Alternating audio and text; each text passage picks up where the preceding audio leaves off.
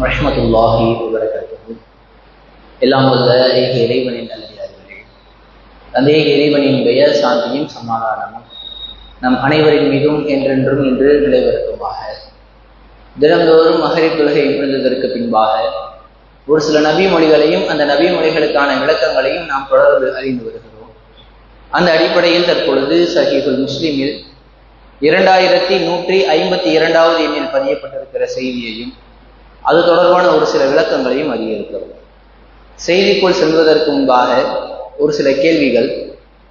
நாம் இப்பொழுது இருப்பது எந்த மாதம்னு தெரியுமா? என்ன மாதம்? முஹர்ரம் மாதம். முஹர்ரம் மாதத்தினுடைய எத்தனாவது பிறையில் இருக்கிறோம்? எத்தனாவது பிறைன்னு? 8வது பிறையா? 9வது பிறை ஆரம்பமாயிருச்சு. மகரிபினுடைய நேரத்திலிருந்து 9வது பிறை ஆரம்பமாகிவிட்டது. இந்த கேள்வியை கேட்டதற்கான நோக்கமே என்னவென்றால், நபிகள் நாயகம் ஸல்லல்லாஹு அலைஹி வஸல்லம் அவர்களிடத்தில் ஆஷுராவினுடைய நோன்பு பற்றி கேட்கப்படுகிறது. சஹாபாக்கள்லாம் வந்து கேட்கிறாங்க, ஆஷுரா நோன்பை பற்றி கேட்கிறார்கள், அதனுடைய நன்மையை பற்றி கேட்கிறார்கள். அப்பொழுது நபிகள் நாயகம் ஸல்லல்லாஹு அலைஹி வஸல்லம் அவர்கள் சொல்கிறார்கள், யார் ஒருவர் ஆஷுரா நோன்பை நோக்கிறாரோ அவருக்கு கடந்த ஒரு ஆண்டினுடைய பாவத்திற்கான பாவ மன்னிப்பு வழங்கப்படுகிறது. ஒரு ஆண்டு காலம், கிட்டத்தட்ட இப்ப 2025 இருக்கிறோம்னா 2024 முழுக்க இந்த ஆஷுரா தினத்திற்கு முந்தைய தினம் வரைக்கும் ஒரு ஆண்டிற்கு என்னவெல்லாம் பாவங்கள் செய்தோமோ எல்லாவற்றையும் அல்லாஹ் மன்னித்து விடுவான். ஒரு ஆண்டுக்கு எவ்வளவு பாவங்கள் செய்திருப்போம் யோசித்து பாருங்கள். எத்தனை பொய்களை பேசியிருப்போம், எத்தனை அவதூறு பேசியிருப்போம். நம்மை தெரிந்து செய்த பாவங்கள், நாம் தெரியாத செய்கின்ற பாவங்கள் அப்படின்னு பார்த்தோம்னா மிகப்பெரிய பட்டியல் நீண்டு கொண்டே போகும்.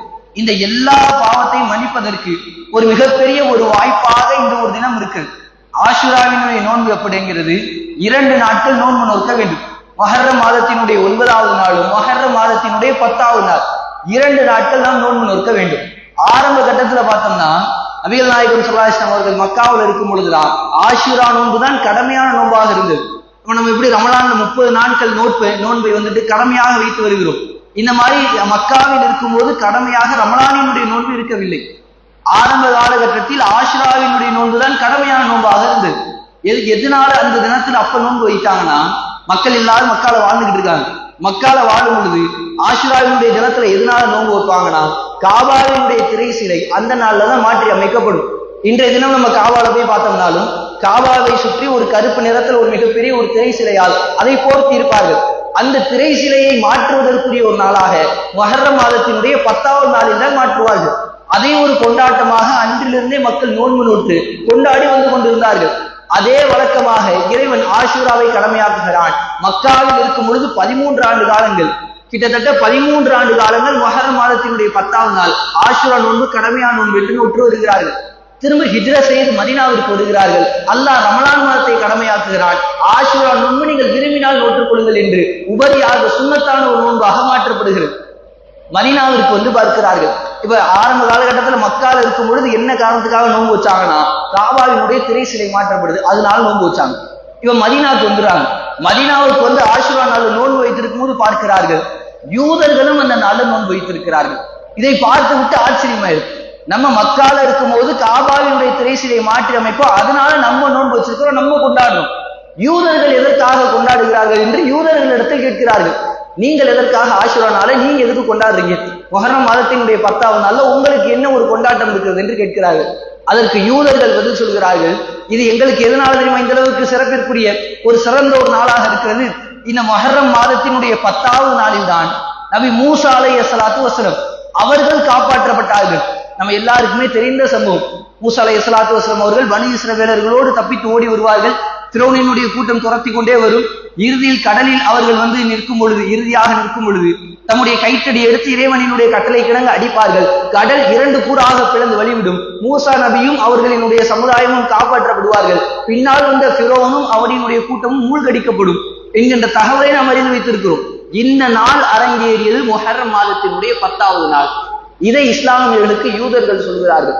இந்த செய்தி நபிகள் நாயகம் ஸல்லல்லாஹு அலைஹி வஸல்லம் அவர்களிடத்தில் வந்து அடைந்தவுடன் ரசூலுல்லாஹ் சொல்கிறார்கள், அப்படியானால் மூசா அவர்களை வைத்து கொண்டாடுவதற்கு உங்களை விட நாங்கள் தான் அதிகம் தகுதி படைத்தவர்கள், மூசாவிற்கு நாங்கள் தான் நெருக்கமானவர்கள்.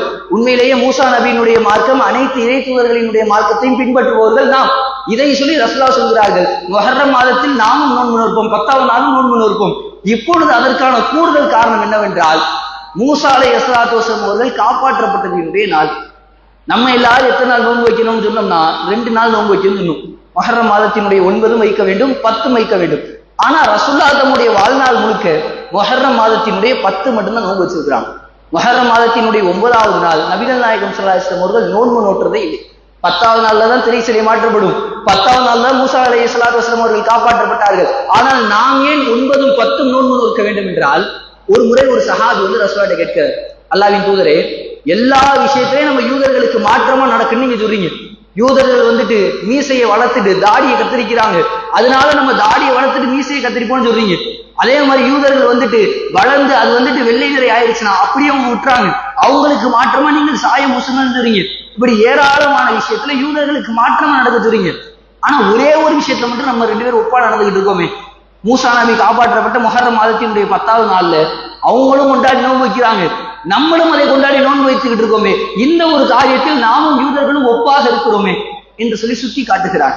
அதை கேட்டு விட்டு ரசூலுல்லாஹ் சொல்றாங்க, அல்லாஹ் நாடி அடுத்த வருடம் நாம் உயிரோடு இருந்தால் இதோடு சேர்த்து முஹர்ரம் மாதத்தினுடைய 10வது நாளோடு சேர்த்து அதற்கு முந்தைய நாளான முஹர்ரம் மாதத்தினுடைய 9லும் நோன்பு நோற்போம் என்று சொல்லி மக்களுக்கு கட்டளையிடுகிறார்கள்.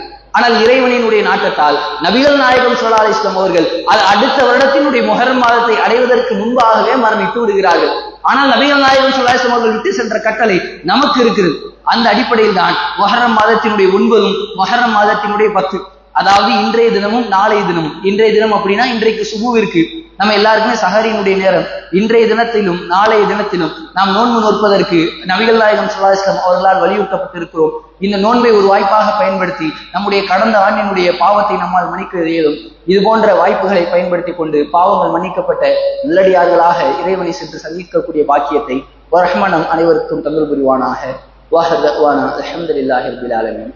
அஸ்ஸலாமு அலைக்கும் வரஹ்மத்துல்லாஹி வபரகாத்துஹு.